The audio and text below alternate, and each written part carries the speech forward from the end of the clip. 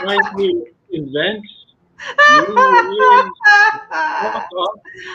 so single video and intro to a YouTube podcast kind that is done literally.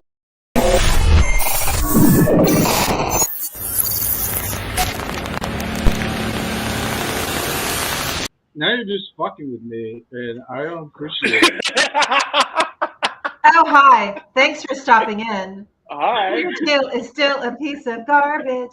So, That's for later. That's for later. Radicalized Pod. We're totally unprofessional, and Hi-Fi has no idea what he's doing. Speak for yourself. We have fun. It's Rad Pod and Chill, people. Welcome. You just got too close to the mic there. Back it down. Welcome, everybody, to Rad Pod and Chill, where we give you like really valuable news in a very fucked up format. And I am here for it personally. We're going to be doing an exclusive interview tonight with Jim Stewartson, who has been busting his ass to bring you guys the news on the fuckery of our times. Those who don't know, I'm Heidi Kuda. I'm a veteran investigative reporter and punk rock mom. And I'm here with my two friends, Jim Stewartson and High Fidelity. And High Fidelity. Yeah, you can see his earpiece right there because he's... High Fidelity is already high, which is why he doesn't know what the frickin' intro is. And that's okay. I don't care. I think we got all three of them in, didn't we? I did. Actually, I have Sean's long one somewhere. You want me to play that? Let's go out on that. I haven't seen that for a really long time. That was very brilliant. Boy, the early days of Rad Pod before it was like turtles all the way down. So, Jim, I pulled an all-nighter writing my American Monster Series #4 on Donald Trump. And even though I know the material because investigating Trump-Russia has been my life's work, I still found it very staggering revisiting the material. The totality of the depravity is still incredibly remarkable. Ruth Ben-Ghiat has a great line about how really, truly amazing it is that a mega crook was in our White House and what a triumph that was for international evil.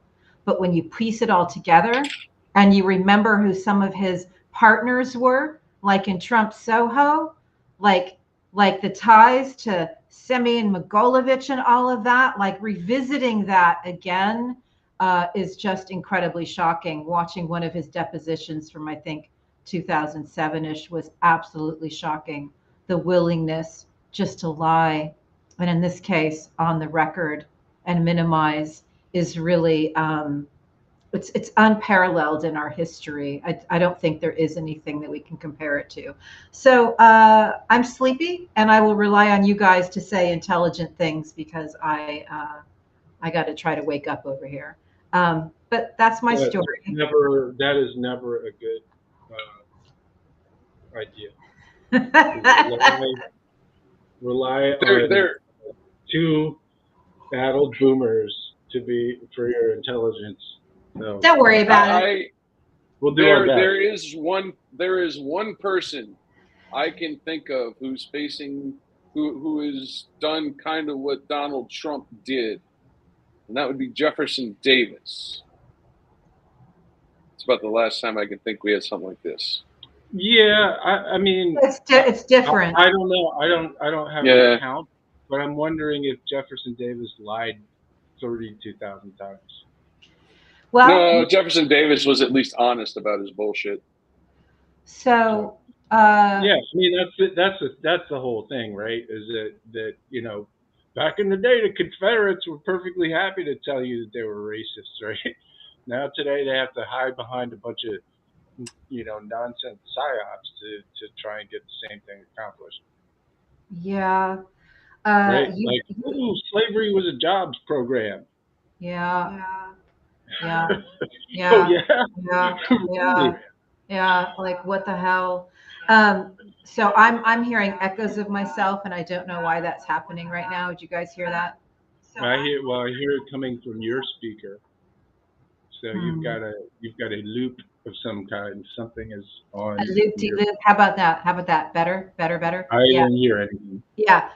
So what I do want to talk about before I want Jim to give us some breaking news on Sound of Freedom. Again, I was so buried in the American Monster series that I was writing that I did not see the news that you had broken yesterday. And then I want to talk a little bit about you guys were at Ruth Ben Ghiat's speakeasy, Betty Dangerous speakeasy, and I learned so many great things that I want to share with our viewers. So fire away. There was an arrest. Was it the exposure that he received? Like, what happened? I don't know, but um, uh, after I have been quite vocal about the people associated with this film. Yeah, Um, and this guy in particular was a quote angel investor on the film, yeah, and he grooms women and girls into sugar baby, sugar daddy parties. yeah, Literally is was his business, right?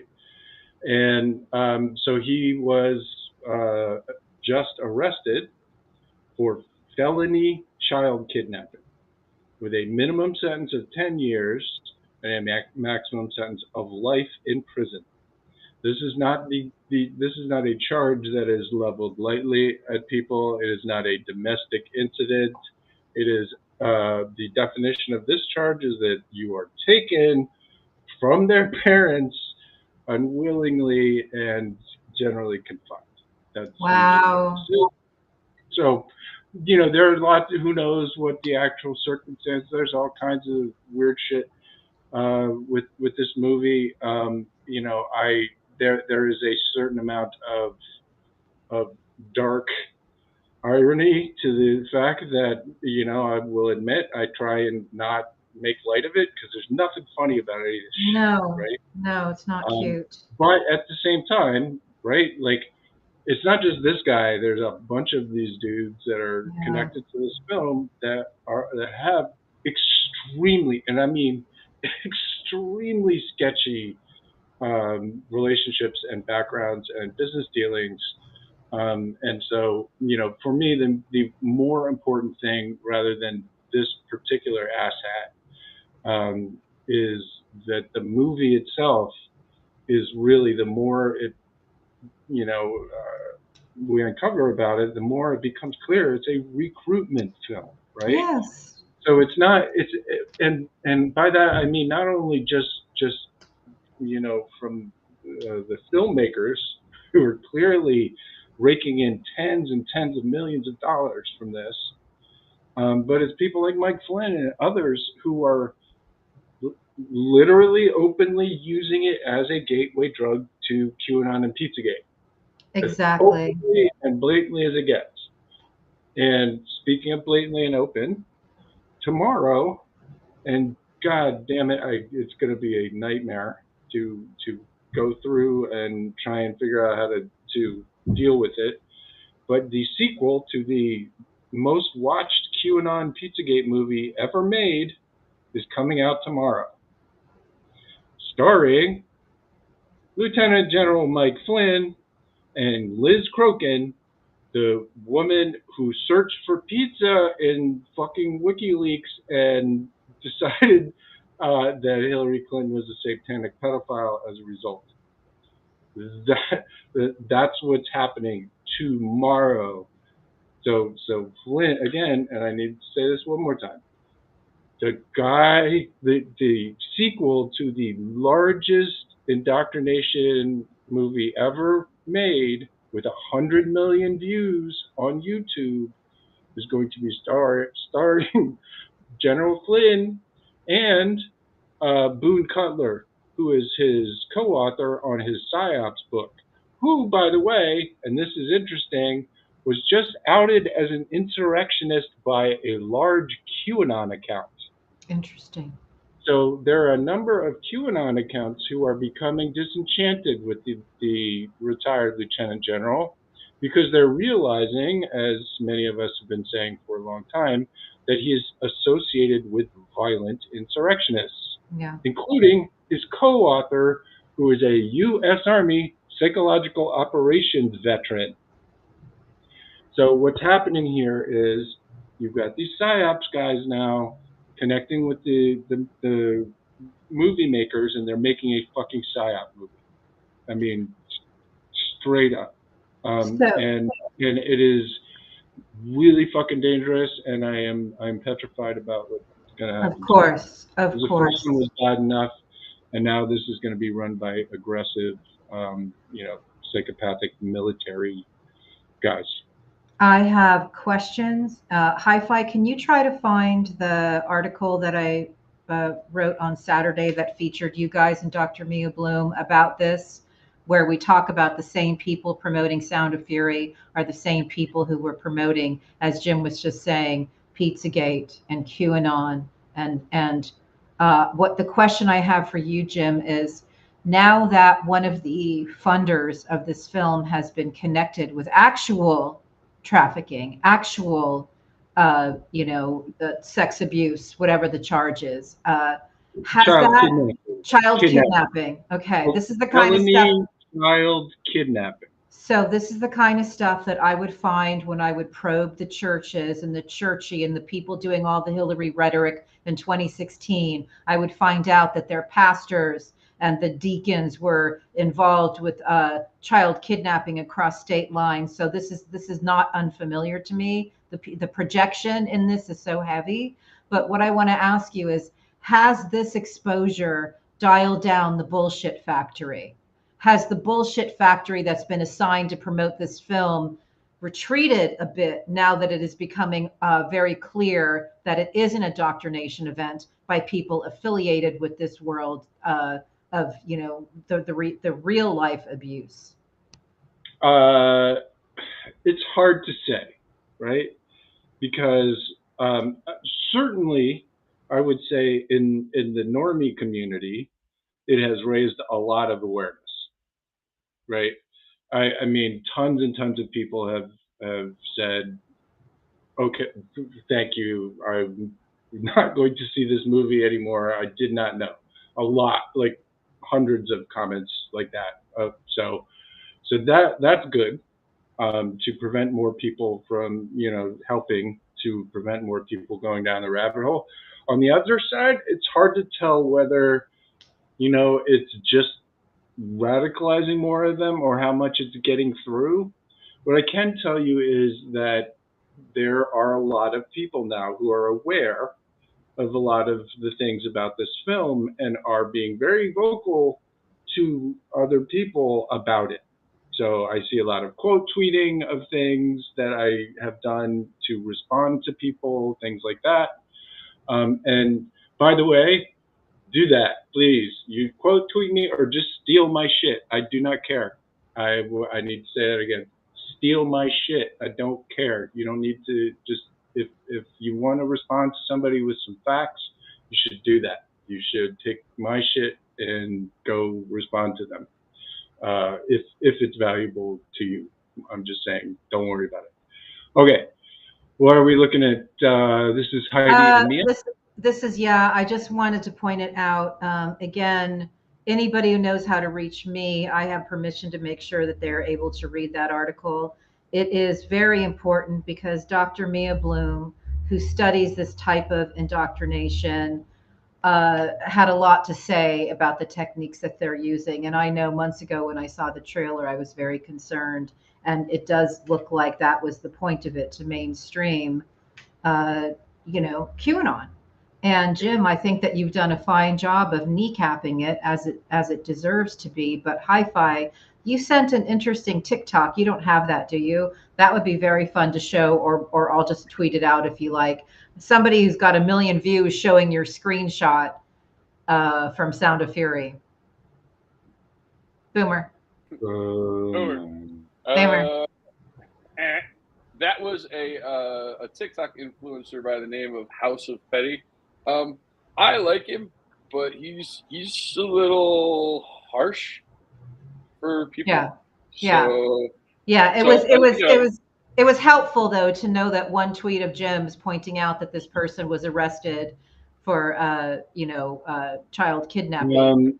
Well, here's one thing that I can report from reliable sources that so Fabian Marta's sugar baby by the name of Lauren Clark, or not Lauren Clark, Jessica Laurent Clark. Mhm.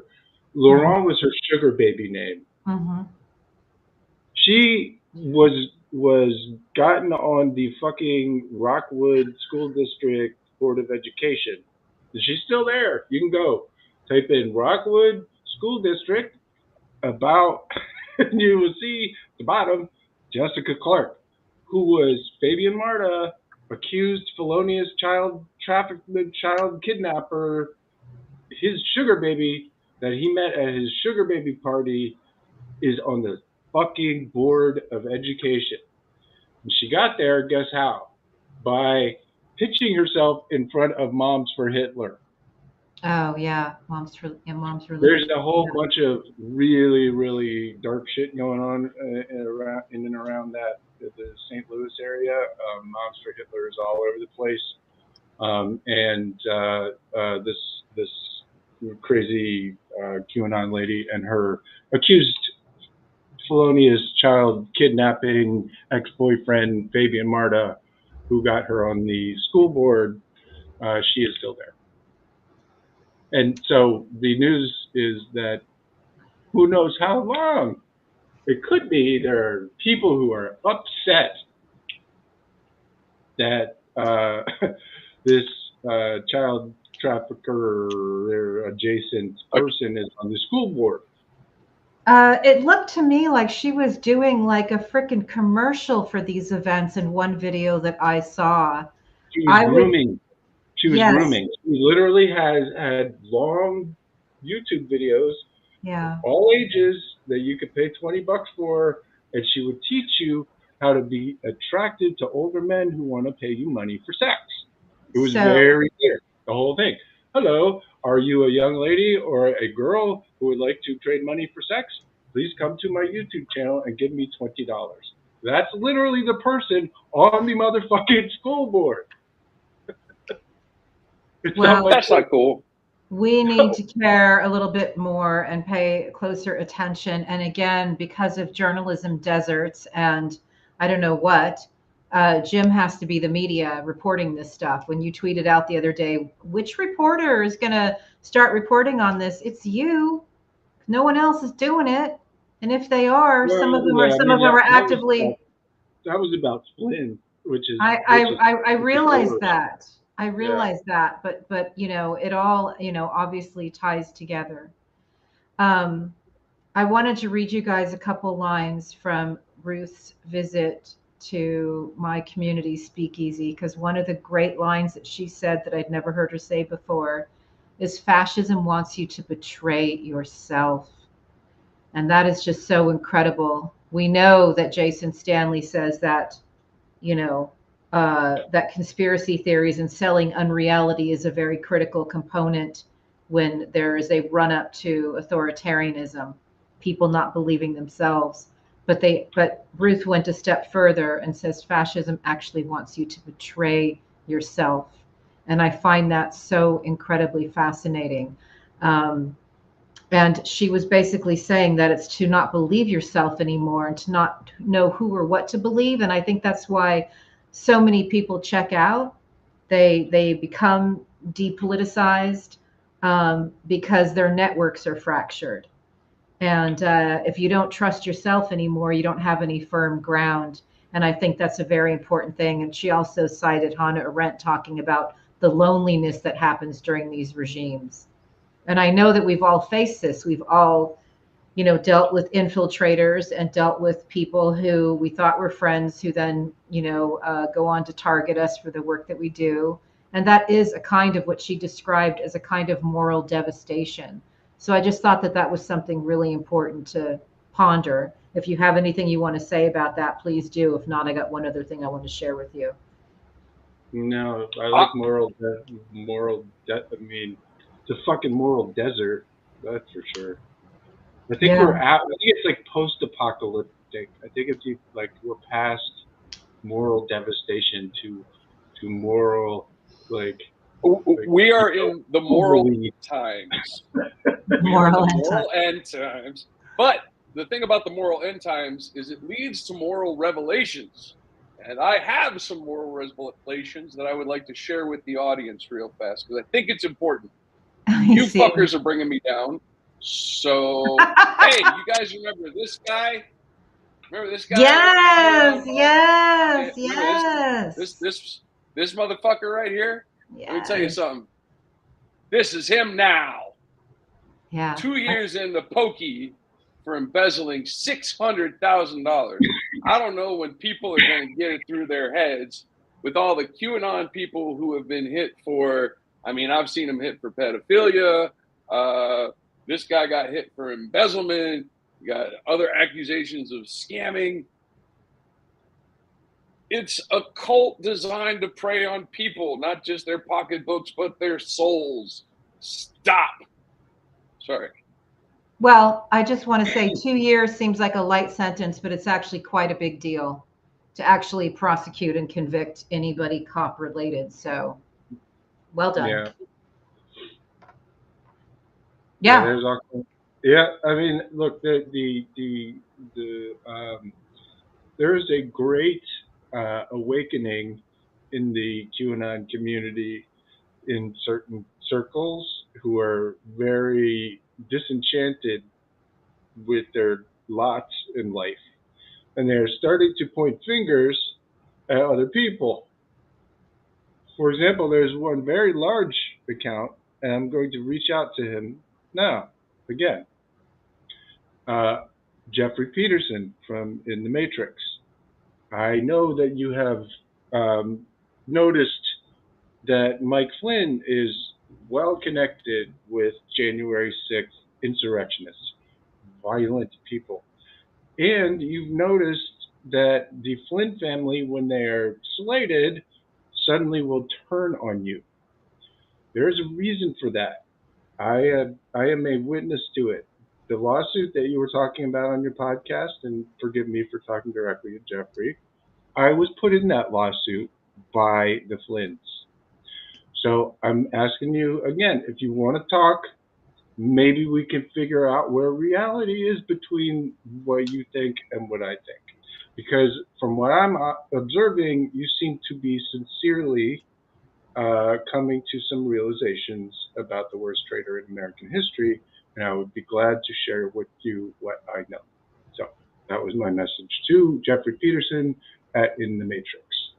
I hope that goes well. I do. I do think it's time. I think that it's time to, you know, pick your lane because I don't know how many people who are watching this right now read Trump's indictment, but there's a lot of co-conspirators, and there's going to be plenty of superseding indictments. So I just think now would be a good time to kind of do that soul check. I want to read a quote from High Fidelity.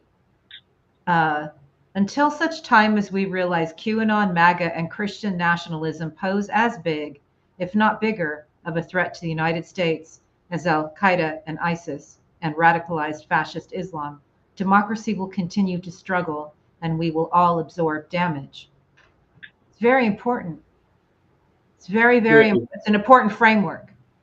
I mean, honestly, the danger is bigger than any of the Islamo fascist shit that we've seen, right? 9/11, you know, I know they've done some real fucking damage, but we're talking about they were still largely in the fucking caves and shit, right? They were hiding in the goddamn desert in camps and whatnot, you know, whether they were, you know, supported by Pakistan and, you know, whatever, it doesn't matter. They were still isolated.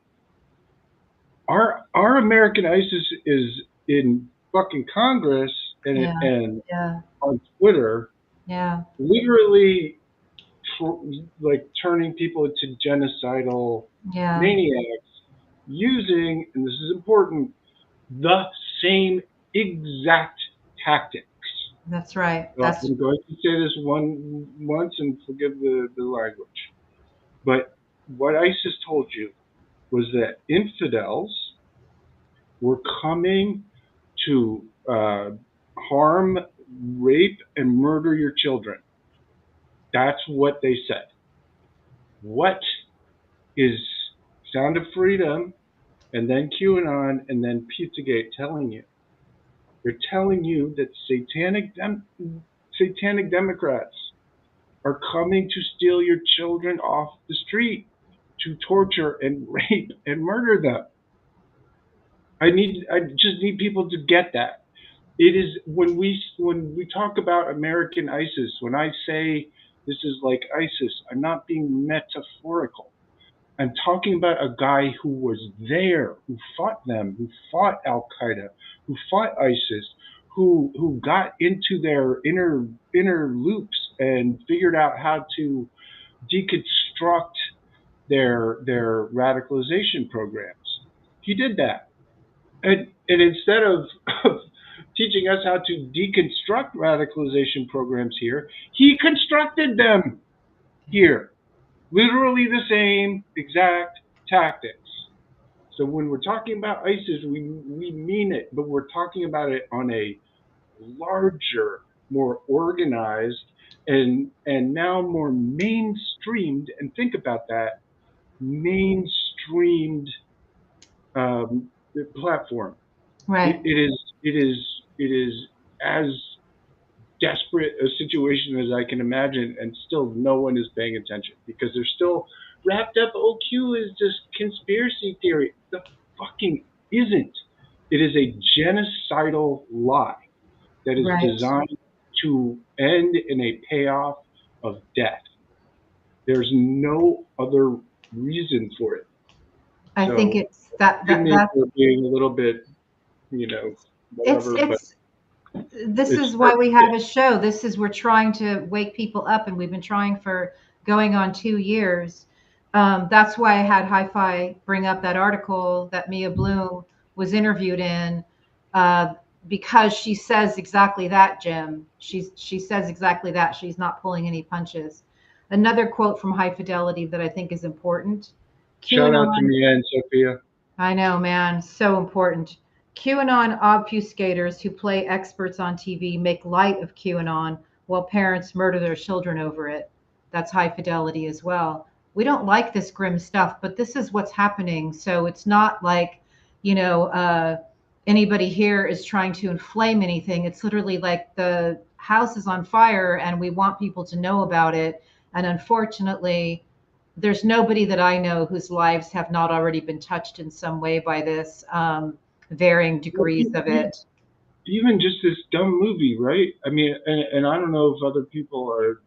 I mean, I'm on Twitter and I'm talking about it, but I'm just getting so many people coming to me and they're like, I'm in the hairdresser and this Yeah, yeah, fucking hairdresser is just like telling me, oh, like crying about it and telling me I have to see it. And I'm yeah, like, why? What is going on here? Why are you like forcing it on me, right? Just so many. I can North Dakota and Idaho and yeah, Missouri and a bunch of other places. People just telling me over and over again, you yeah. know, this movie is latching onto people and making them push it out to others, which is exactly what it's designed to do. And I just want to say that we're only midway through 2023. This is going to be continuing. We're going to see all the narratives. The next thing I wanted to talk about was exposing the device. That is another incredible Ruth Ben-Ghiat phrase. For those who don't know of her work, she wrote the book Strongmen, and she is a professor in Italian fascism. A history professor, and her specialty is Italian fascism. But exposing the device, I was explaining to her how, in studying Trump's lawyer, Roy Cohn, who was also a mob lawyer, I learned the techniques that Trump uses every single day. The whole deny, deflect, counter sue, never admit defeat, right? But the thing that's so important that I want people to start doing is stop trying to battle on the turf of the liars and the bullshit factory proponents, and instead expose the device. And what I mean by that, and what this is a Ruth phrase, what she means by that, if someone tells you a lie, don't refute it because it becomes tit for tat.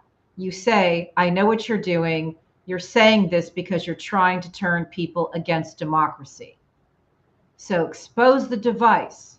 It's not, hey, that's a lie. It's like you are telling this story, Marjorie Taylor Greene or whoever, because you're literally trying to turn people away from democracy. And the more Brett Alvarez is a badass at that too. oh yeah. That's Yeah. what I mean. That's exactly what he does, right? Our first class Bullets Award winner for counter trolling, Brett Alvarez, and he does exactly that. So here's what you're doing. Here's the piece of content that you don't want me to post. So here's that content that you don't want me to post, and here's exactly what you're doing. Goodbye now.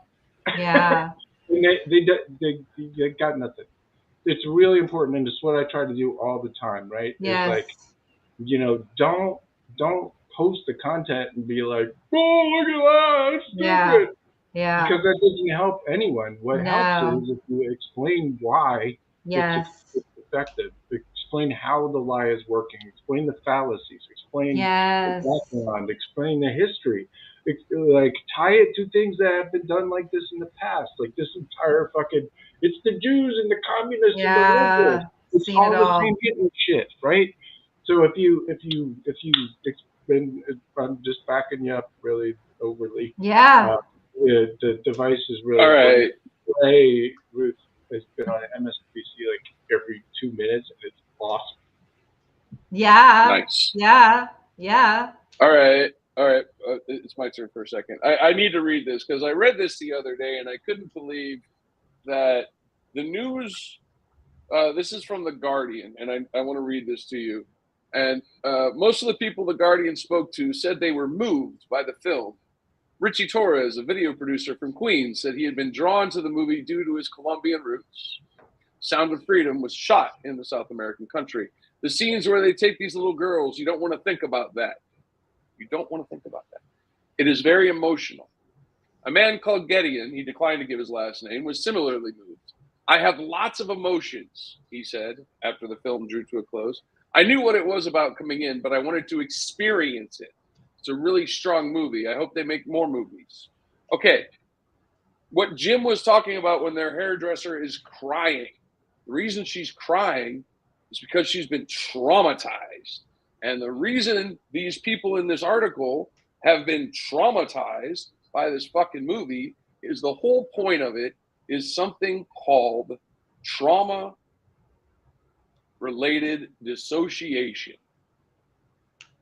And it's right here. You can look it up, right? It's supposed to fuck with your head, right? It's supposed to harm your brain so that they can then put messaging into it, right? The woman with the hairdresser, the proper question would have been, well, did you give them money at the end? Because that's what they were going for, you know? Or explaining to her, no wonder you're crying about it. It's intentionally, you know, a dissociative movie. It's meant to hurt people. And this stuff that's coming up out of the shadows, it's meant to hurt people. Watch at your own risk. It will fuck with your head, people. So go ahead, Jim. The brainwashing. So yes, their dissociation is absolutely attached to trauma. I want to be clear about what the reason why that's important is that dissociation connected to trauma is how you get brainwashing. Literally, so if you look in the DSM-5 diagnostic manual, which is the latest psychiatric manual of diagnostic disorders, you will find other specified dissociative disorders type 2. and it sucks that, that's the name, but it is, and it refers to brainwashing and it literally says as the type you find in coercive cults, using coercive propaganda, I mean, it's to a T what we're seeing.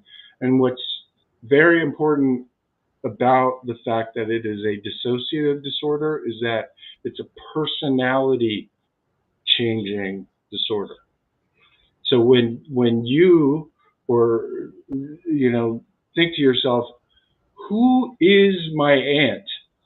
Who is my sister? I don't know this person. And it's the most common thing I've heard. I don't know this person. I don't recognize them anymore. The reason you don't recognize them is because they've been dissociated and traumatized, which, when done in a coercive and prolonged way, leads to brainwashing. That is the actual mechanism that has led to all of this shit.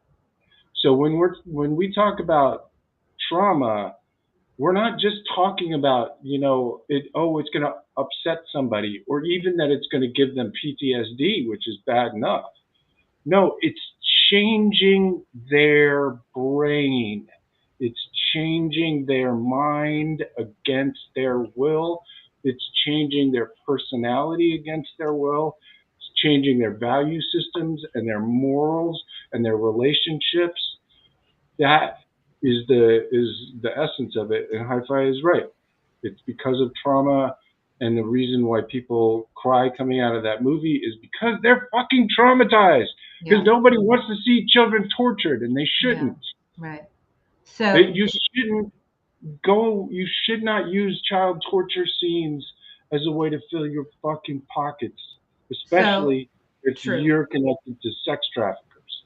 Yes. Ooh, speaking of child torture, let us not forget that Mr. Elon Musk reinstated a young man who had posted some of the most disturbing child abuse material that exists, right? And Elon Musk said, "No, it's cool. He can come back." Yeah, and guess the aforementioned Fabian Marta only followed about 100 people, and guess who was one of them? That guy. So I want to point out something Jim said in the interview that I did with Mia for Byline. You had tweeted out, Jim, Sound of Freedom has traumatized millions of people, and now they are targeting a manufactured pain and rage at the Democrats. That is what I'm talking about with exposing the device. And you wrote, in short, it's Pizzagate 2.0 with Biden playing Hillary, exposing the device. When I tweeted out something today, my part 4 for the American Monster series, this one was on Donald Trump, immediately a quote tweeter was like, well, what about Hunter Biden? And it's like, Jackie is teaching me to have fun with this. And she's like, Heidi, it's going to feel so good when you just tweet out, eat my ass. So I started to try to type it, and I can't. I just can't. I can't. I'm the person who like freaking loves everybody. So then I was like, okay, I'm just going to write, eat my shorts. And then I couldn't. And then I was going to write, thank God Hunter Biden is not running for president. And if he did, he's so much hotter than Trump. Or I was going to say some jokey thing. And then you know what I did? I just blocked the bot with the long string that's assigned to do false equivalencies whenever Donald Jessica Trump's name pops up. But I on the off chance this was a real person, that's what's going on. It's like they're not focusing on facts and the facts of criminality on all these people we investigate. They're literally like programmed to say Hunter Biden's laptop, Hillary's emails, Benghazi, whatever. And I think that what we're discussing tonight is an extension of all of that. It's like rewiring brains. Well, it's funny, all those things that you say that people bring up, those things have intentionally been implanted in the cults because those are the thought-stopping phrases, right? That's what or I those was are going to defense say. mechanisms. Ah, I gotcha. Instead, damn it. interesting. Interesting. Boom. Oh, No, they're oh, also called thought-terminating cliches, Interesting. Yeah. I like. which is literally what they are. So whenever they have a conversation with you and they don't know where to go, one of these things will pop out of their head, right? So when I started doing Sound of Freedom, the first thing that popped out of their head was Pato, Yeah. check his hard drive, check his hard drive, check I his wrote hard about drive. that. I mean, Yeah. it was like a fucking like muttering of sparrows or whatever, all saying the same shit. Check his hard drive, check his hard. It was crazy, and those are thought terminating cliches. Instead of actually reading anything I said at all, a single thing, it's just like panel, you're a panel. I mean, and sorry, I don't know why I keep No, doing no, but it's like, but there was thousands this. of them, and I wrote about that. In that Panel, article, I wrote about that. panel. I need to get a bird that will call me a pedo. Well, just maybe Pato. Um, I no, want a it's pedo. I wrote about this years ago, how planting this type of narrative and even this language is designed to almost render it neutral and meaningless. So when the real traffickers, who are obviously those doing the projection, show up, it's less has less of an impact. And what are we seeing right now? We're This seeing that play out. is very important, right? Because these people will tell you that all the child abuse material that they put out there is, you know, research, and we need to tell people, how to do things. The aforementioned asshole that put vicious CSAM out there says out loud, what we need is more of that to red pill people.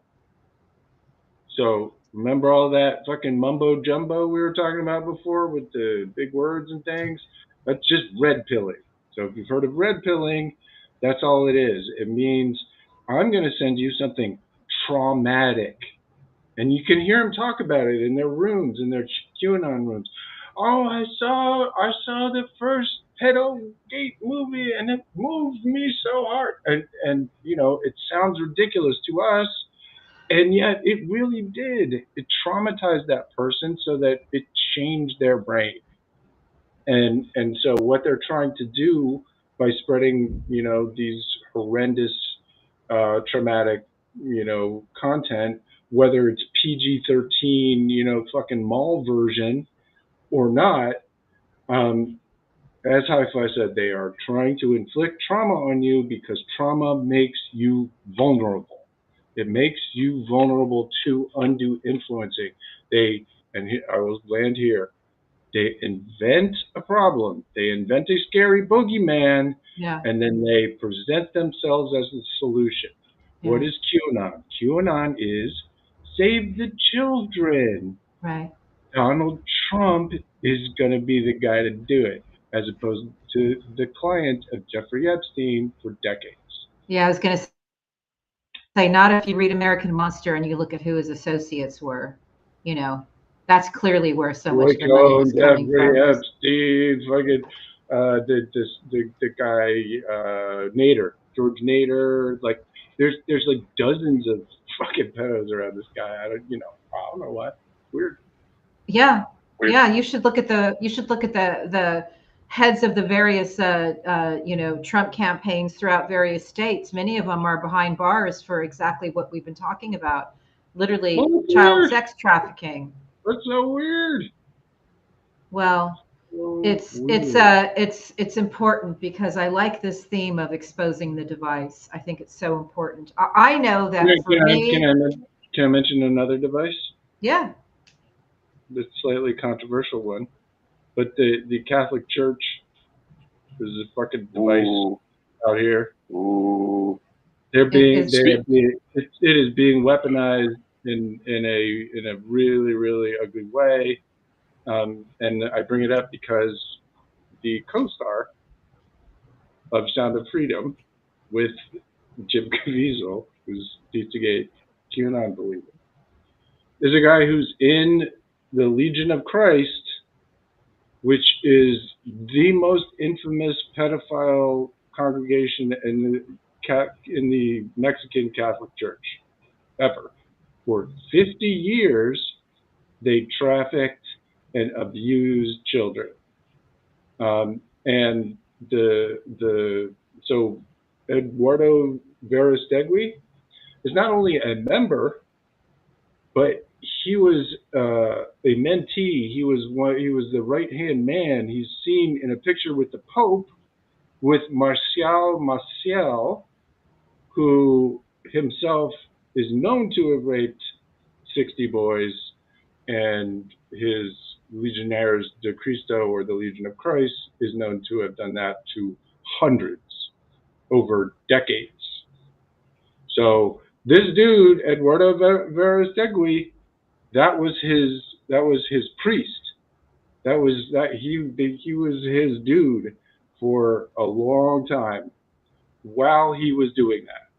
And now this guy is one of the main producers and an actor in the film. It gets darker, and I won't go there for now, but there's a lot of really, really nasty church-related shit going on here as well. And, it's time we not only call out the people who are abusing the church and religion, but the religion itself, which enables it.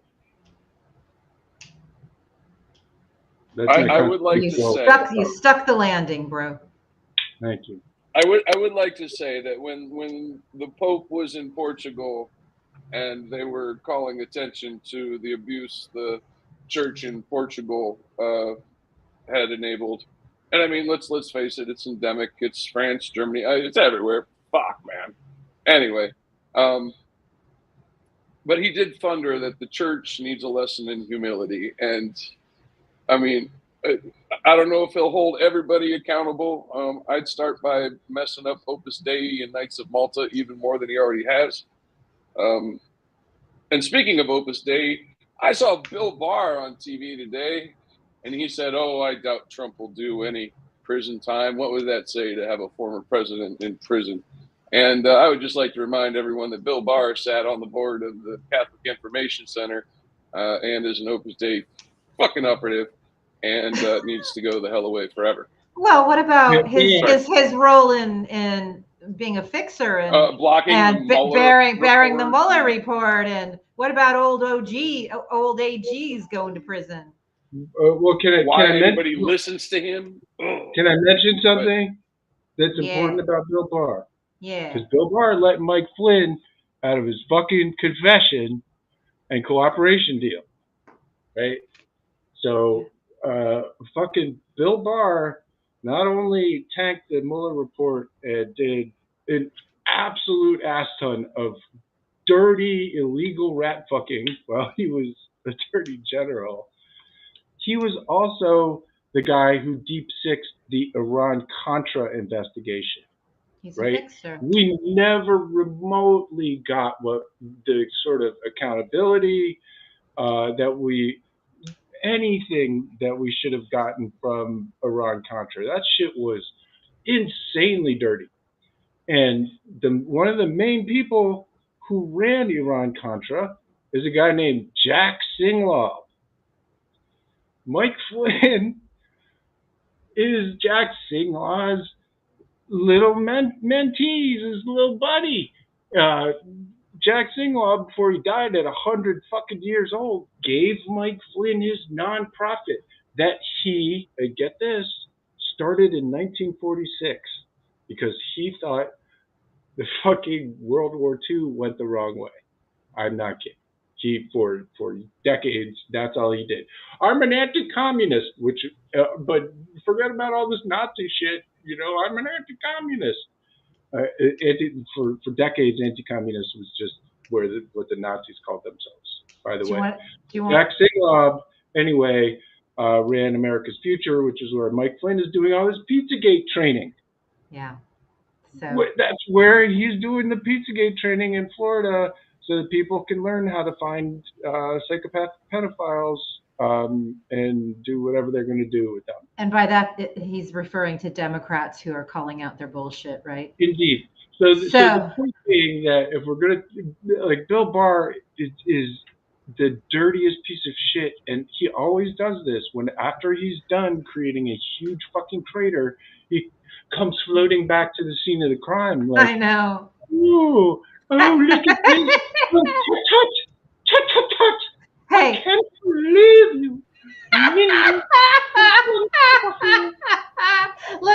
let me read you something that I wrote with Craig Unger a few years ago. The Soviet Union was collapsing. America had won the Cold War, and a young attorney general named William Barr, under President George H.W. Bush, decided to repurpose agents away from Russia to focus on the crack cocaine epidemic. You know what happened next? All of these Russian folks came pouring into our country, and on the way in, they had to sign documents with the KGB that when they're called up, to rat people out and commit espionage, that they would. And guess who got ensnared in that? Donald Jessica Trump. Anyway, I find it so fascinating that Barr continually is referenced at all these very pivotal points in history. That's why I think of him as a fixer or a breaker, perhaps. We did reach out to Mr. Barr, to which he replied, "Not the operative, not the operative." So stop. Can I just say something? Yeah. Yes. Crack cocaine was intentional black genocide. Yeah, no shit. Absolutely. My God. We should do we should do a special on that. Because it's very important. Yes, I mean, why did that come up? Because of fucking Iran Contra. Yeah. Fucking drugs and funneling right into the cities, and in the meantime lowering the penalties for the powdered shit because their kids are all up in Yale fucking doing blow off of hookers' boobies in their dorm room. I'm fucking serious. While next I know. in the I realize in the that. town right next door, there's people, dying and getting fucking sent away for 20 years because this poison suddenly started showing up in black neighborhoods all over the fucking place. Isn't that weird? So anyway, sorry. Yeah. Well. Yeah. I grew up in right outside DC, and DC was the murder capital of the United States of America in the 80s.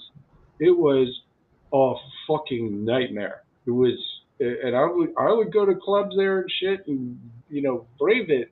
But it was very scary. There were crack dealers everywhere on every single corner. There were gunshots. It was fat shit, and it is not a coincidence that that racist ass Ronald Reagan, who, by the way, got welfare queens from the Manhattan Institute, and his CIA director, William Casey, he presided over that genocide. I would like to point out that I'm just so very tired of Reagan being.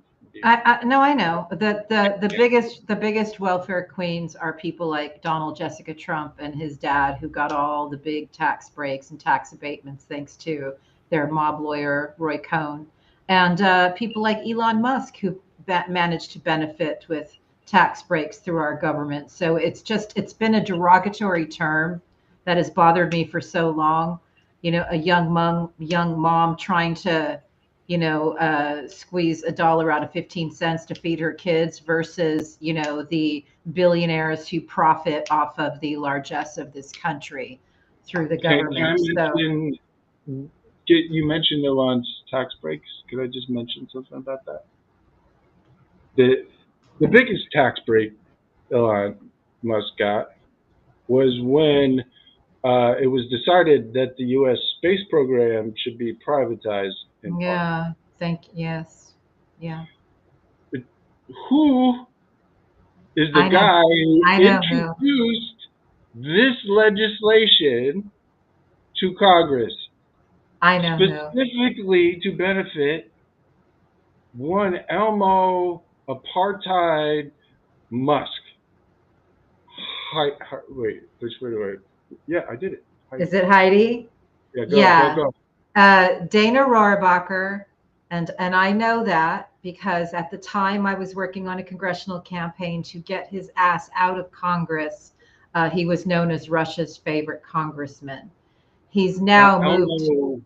Elmo is yes is all over Dana Rohrabacher for Yeah. years, for like going way back. Like Elmo's at Dana Rohrabacher's congressional hearings, at his campaign rallies.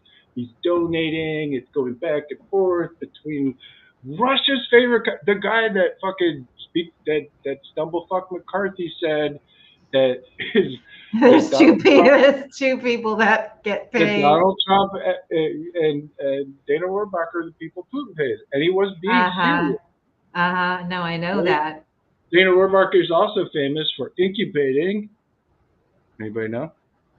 Uh, Eric Prince. oh, well, I was just gonna say he was his Incubated intern. Yeah. one little Eric Princey Prince in 1990, Yeah. 91.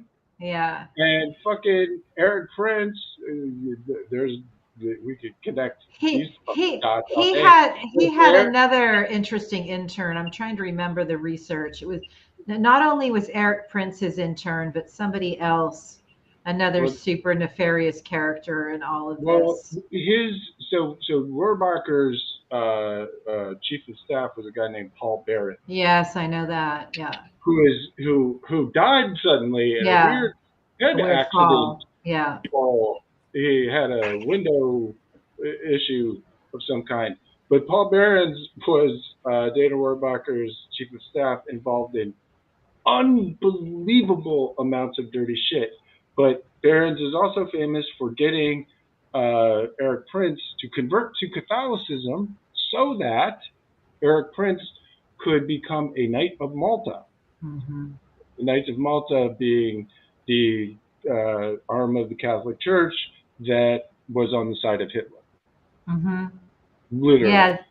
Do you remember when Dana Rohrabacher sought Trump deal to help WikiLeaks, Julian Assange? I know that was the picture you just. I'm just taking a walk down memory lane. And who is Dana Rohrabacher with? He's with Chucklecuck fucking Johnson. The floor shitting little stalking piece of shit who how do you really been working for Peter Thiel for God knows how long, thinks he's some kind of. Oh, hi. Thanks for checking in. I'm still a piece of garbage. That was good timing. That was well done. Thank you. I could have done it a little bit faster, but I wasn't ready for that. So that's all right. It's all good. Anyway, so Dana Rohrabacher is in front of the fucking Ecuadorian embassy with Chuck Johnson, a Nazi stalking, floor shitting piece of garbage. Why? Why did that happen? Well, because Chucklecock was there for Peter, and Data was there for Pootie. It's very simple. And they were going to pass messages around that they couldn't do in any other way. And that's why he has his little free Assange sign, even though he could not give a shit about Julian Assange. I just need to point something out. It happened a few days back. I had to rant about Chucklecup. That guy. All right. I would just like to point out that Blinken tells Australia that WikiLeaks founder is accused of very serious crime. Because Australia was like, yo, give us our boy back. And Blinken was like, nah, man, he did a bad thing. There's the okay, briefly. if you're out here saying free Assange, right, you're in a cult. I'm sorry to tell you this. Now, it doesn't mean that cults, by the way, are not always bad things. It's okay. It's happened to all of us. But if you're still convinced that Julian fucking Assange, anti-Semitic, GRU accused rapist, absolute trash fire of a human being in every possible way. If you believe that he is the victim in this case, you're in a cult.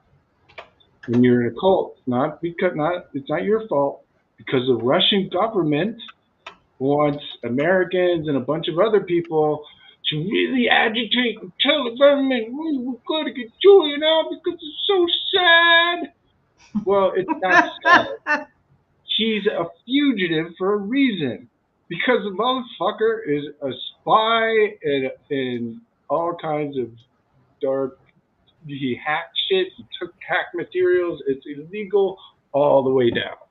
So please, just reconsider your hero. It's okay. We all make mistakes. Yes. I would just like to point out that like I'm pretty free in my definitions of computer penetration and defense and all that fun stuff. But he crossed the line when he offered Chelsea Manning a password cracker, which is a tool for hurling a bunch of passwords at a network to try to log in. That is illegal, and I don't care what anybody says. I don't care if it was for the right reasons. I don't give a shit. That's a crime. Period. Well, let's just say this. He's not a journalist. Journalists don't steal. So let's put that out there. People get that confused. He had a show on RT, and who didn't he hack and expose? Russia. So it just, it's zoom out a little bit. Who did he hack and expose? Hillary Clinton right before the fucking election. And here's what I need people to understand. WikiLeaks was not a bystander here. WikiLeaks itself was tweeting spirit cooking and literal, like, deeply anti-Semitic shit about people in horn-rimmed glasses and like really, really bad, fucking racist, anti-Semitic, and completely made up shit. Coming from the WikiLeaks account. This was not like oh, they were trying to be a journalist and they got misconstrued. No. They were the ones spreading Maria Abramovich and her scary outfits and shit because like somebody Googled this performance artist that sent John Podesta a fucking email invitation that he didn't go to. It's crazy. Hey, Tankies, if you're listening, come away from the dark side. I just want to read a BBC headline before we end this. It says, "Is Trump running for president mostly to avoid prison?" Yes, yes, yes, yes. That is what he's doing. That's exactly what he's doing. This is his Hail Mary. The former president calls the charges political persecution. So did Roy Cohn. Expose the device people, figure out what's really going on and don't get caught up in the malarkey. The judge called him Mr. Trump, so that's a good thing. Go ahead, can I just point out that like the New York Times, the Washington Post, and like a bunch of big media outlets reported that this was an attack on Trump's free speech. No, it fucking wasn't. That's on the front page of the indictment. If you read the fucking indictments, Jack Smith specifically says he can lie about it. That's cool. What he can't do is take these actions that he took to try to do all this shit he did. And it's well laid out. It's 45 pages. It's like a small novel. Just read it real fast. So everybody. I think we should give Ice Motherfucking T the final word. and it's freedom of speech. Just watch what you say. Okay. I want to end with that so bad, but there's one thing I just. Oh man, we I had like this. I have to always have the last word. Like 10. It's like an hour and 5 minutes, and we've gone 5 minutes over. Oh Got my my God! own, got my own stuff to do. Yeah.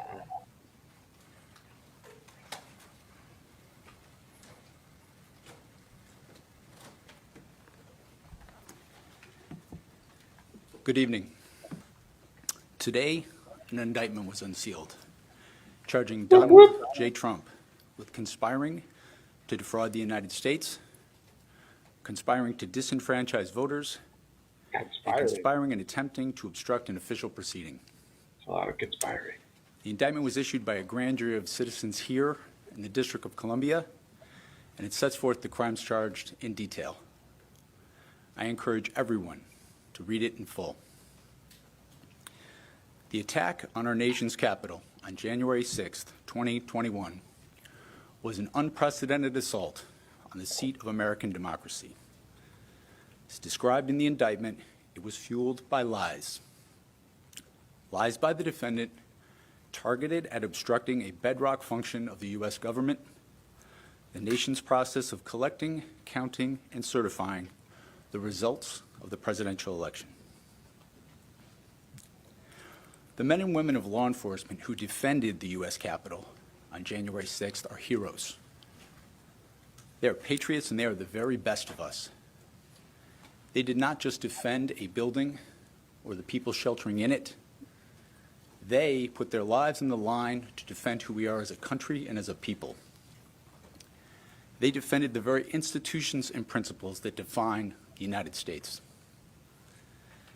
Since the attack on our Capitol, the Department of Justice has remained committed to ensuring accountability for those criminally responsible for what happened that day. This case is brought consistent with that commitment, and our investigation of other individuals continues. In this case, my office will seek a speedy trial so that our evidence can be tested in court and judged by a jury of citizens. In the meantime, I must emphasize that the indictment is only an allegation and that the defendant must be presumed innocent until proven guilty beyond a reasonable doubt in a court of law.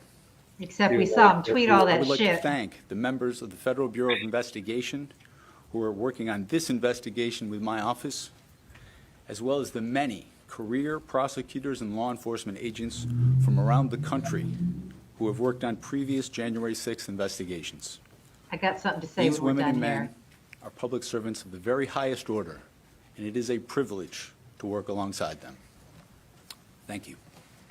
And our investigation of other individuals continues. And our investigation of other individuals continues. High fives And our always got a investigation of other troll. individuals continues. High fives investigation of always other got a individuals troll. He continues. just before we go out, there's one thing I want to say. No, nicely done. High five. Nicely done. Trump was arraigned today, and I just want to tell you that 3 of the people who were in the overflow room at the arraignment were Officer Daniel Hodges, Officer Aquilino Ganell, and Capitol Police Officer Harry Dunn. So just wanted to say, love you guys. Shout out to Harry. Yeah.